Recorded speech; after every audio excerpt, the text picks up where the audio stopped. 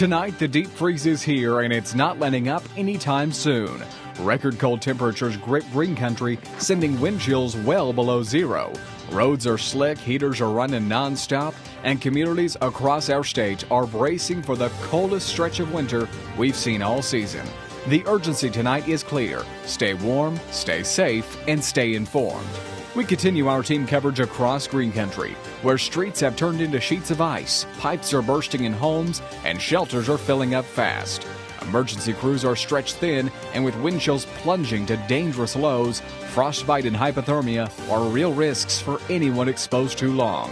This is the kind of cold that stops you in your tracks, and we're here to keep you ahead of it.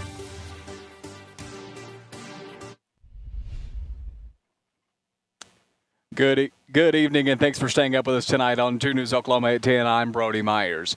The cold has settled in, and it's making everything more difficult, from getting around to just staying warm. We are driving down Utica Avenue right now. Here in the metro, temperatures are bitter cold, and those northeast winds are pushing wind chills below zero. So how long are these bitter temps going to stick around, and when can we expect some relief? Well, meteorologist Brandon Woley has been tracking those answers for us and joins us now from the 2 News Weather Center. Hi, Brody. Good evening to you, and good evening, everyone. I'm in for Chief Meteorologist Michael Sager, and we do have some relief on the way this weekend and especially next week on your latest 10-day forecast. But today, record setting. We only made it to 15 degrees, the old record, 24 from 1929. So that does set a brand new record low maximum temperature at the Tulsa International Airport. From the National Weather Service all across eastern Oklahoma and southeast Kansas, this extreme cold warning, it's in effect all the way through tomorrow at high noon, so about the lunch hour. Live right now on our Wade's RV weather camera network, mainly clear skies across the area, and you can see that snow on the ground for sure in Tulsa and around Grand Lake. And those temperatures just plummeting right now. Nowata at just 1 degree, matching 4-acre, 2 in Copan and 2 in the Miami area, and a little bit of wind, but that's just enough to really pull down those wind chills. It feels like -10 in Miami, -7 in Pawnee, and -15 in 4-acre. Overnight tonight, some increasing higher clouds in from the west, all the way down to 2 above at 2 o'clock in the morning across the Tulsa metro. So that Arctic air continues to impact the region when we rise above freezing and near 70 degrees coming up on the 10-day. Slowly but surely, road conditions are improving. As you look out now, we are driving down Peoria, and things are a little dicey. There's still some snow hanging around, but not ideal at all, but better than what we had yesterday. Earlier today, we spoke with Leon Craigle, manager for Public Works at the City of Tulsa. He's overseeing the effort to clear the city streets, and this is some of the progress they've made so far. He said crews have plowed over 3,000 miles worth of Tulsa roads. At first, the goal was to keep one lane of traffic open. Now crews are aiming to open up roads entirely. Plus, there's one part of the streets that's getting some extra focus. Things are looking a lot better. We'll still address some of the issues in the turn lanes. That's some of our priorities, especially during the daylight hours here. And as we look out here, we're on 41st now. We have turned off Peoria, and the turn lane was definitely improved, so they have made progress in those conditions. Craigle says the best thing Tulsans can do is just give their crews some space, and the sooner all the work is done, the sooner we can have life go on and business as usual. As city crews work around the clock to clear roads, our anchors have been out across green country showing you how these frigid conditions are impacting daily life. From families trying to stay safe in the cold to those working to keep our streets passable. Naomi Kidd takes us to the metro, where families are finding ways to balance safety with a little fun. Then Aaron Christie introduces us to a man in Sand Springs who traded concrete for snow plowing, helping his neighbors navigate these icy roads while braving the elements himself. This is what our coverage is about: listening to our community, advocating for your safety, and championing the people who make a difference. Let's dive into their stories. The impact of this cold weather can be dangerous, especially with this sustained chill. I'm 2 News anchor Naomi Kidd. I talked with families working and playing in these conditions to see how they're staying safe.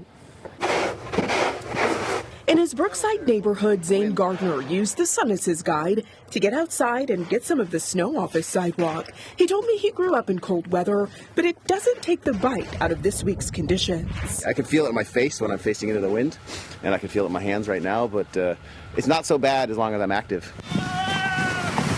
And just down the road at Zink Park, families like the Martins are enjoying this snow day, bundled up in many layers. We're doing it safely, but we just definitely make sure we get out and do stuff. With a predicted 110 hours below freezing in Tulsa this week, EMSA is working to make sure families like the Martins and Gardners are safe. Adam Paluca with EMSA says young children, the elderly, and people with underlying conditions are most susceptible to cold-related illness. He suggests carrying extra layers in case your clothes get wet, listening to your body for signs of hypothermia and frostbite, and taking the cold seriously. These temperatures are life-threatening. EMSA tells me since Tuesday they've responded to 11 cold exposure calls. 5 people were taken to the hospital. Reporting in Tulsa, I'm Naomi Kitt, 2 News Oklahoma. Well, the snow can put construction work to a halt. For some construction workers, that means a pivot to snow removal work. The quiet Gull Bay community in Sand Springs is windy, hilly, and low traffic, making getting in and out when it snows like this more difficult and a perfect job for Brian Rich of Rich Concrete. This one was pretty nasty. I mean, with all it coming in ice, that was rough. Rich is a former educator and wrestling coach. Concrete work was going to be a temporary thing, but he enjoyed the flexibility and stayed with it. So wearing several hats comes easy to him. I started the business like 16 years ago, and so it's natural. I had a skid loader, and when it snows, we can't pour concrete. The ice underneath the snow makes these roads more dangerous than previous storms, and Rich said he could tell. Even me this morning, I was thinking, why am I driving out here? Because I was really kind of concerned. Do you like this job? It's quiet. I got a cab. I can listen to the radio. And while this snow removal work can be a blessing temporarily, it also means that it takes a little bit longer for those concrete work jobs to get started. In Sand Springs, Aaron Christie, 2 News Oklahoma. We have more stories impacting green country, but first, an important reminder on the conditions this dangerous weather can provide. The Tulsa Fire Department rescued several people trapped in a snowbound tent near downtown today. Crews say they initially offered help, but were turned down, only to return when conditions worsened. Those rescued are now receiving medical care. TFD urges everyone to check on neighbors and help connect those in need to local warming shelters. We'll be right back with more coverage. Your first forecast, sponsored by Burgraff Disaster Restoration.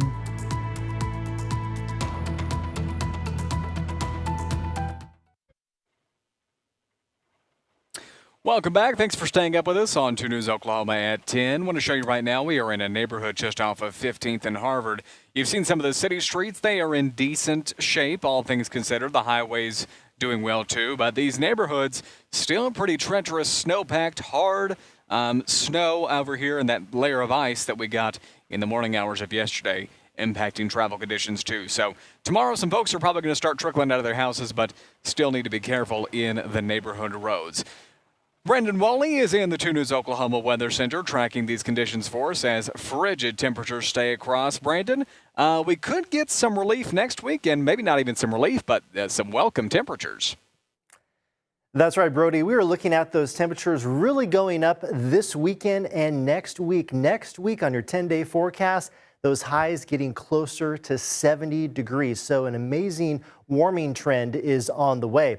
Not so in the near term from the National Weather Service. Again, we're tracking this extreme cold warning for all of eastern Oklahoma and southeast Kansas until noon tomorrow on your Thursday. So this is a new winter warning message from the National Weather Service that started this season, that extreme cold warning. Wind chills as low as 15 below. In some cases, seeing that right now across northeast Oklahoma. Frostbite, burst pipes, and animal impacts all across the region, and setting brand new record lows and record highs over the next few days. So Tomorrow, we're forecasting in the morning -2, and then 4 above Friday, probably shattering these old records. And also record low maximum temperatures. Tomorrow, our forecast in the afternoon is only 18 degrees, so a few degrees above what we had this afternoon. So probably breaking that record once again tomorrow afternoon.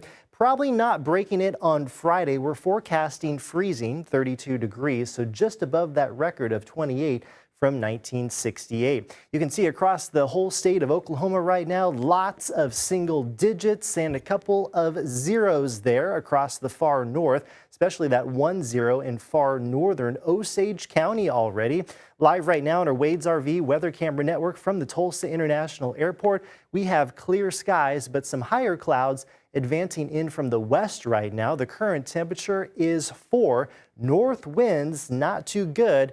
Upwards of 8 miles per hour. Just takes a little bit of wind out there tonight to really pull down that wind chill. So in Bartlesville, it feels like 11 below, 12 below in Coffeyville, and 6 below for our viewers in Muskogee. Those current temperatures now 1 in Rogers, also in Coffeyville and Bartlesville, and just 3 in Ponca City. Future track wind chill overnight tonight, still looking at those wind chills down to below, I would say 5 to 15 degrees. So again, right in the realm of that extreme cold warning criteria from the National Weather Service.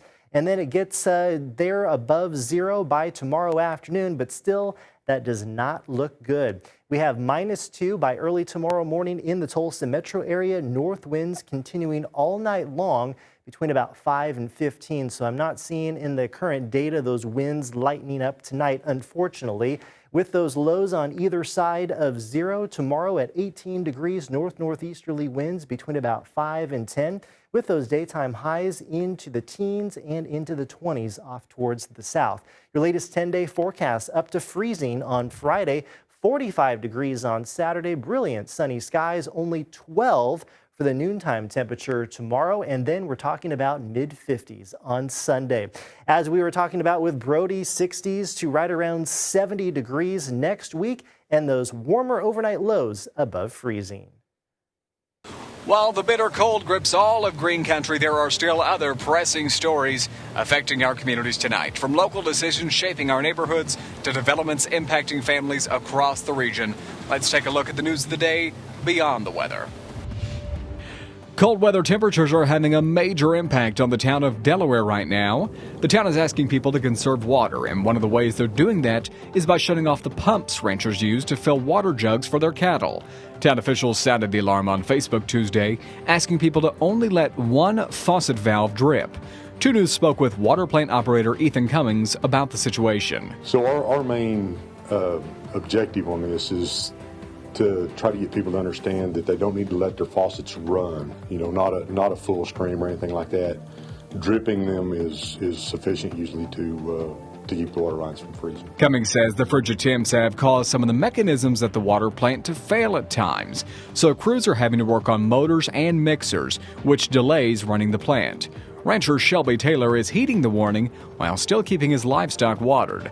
2 News anchor Sharon Phillips found him on his ranch working to create more water for his cows. Try to break the ice and save as much water as we can in the water troughs. It's a cold but necessary process during times like these. Cummings says if the town does run out of water, they've got a contingency plan.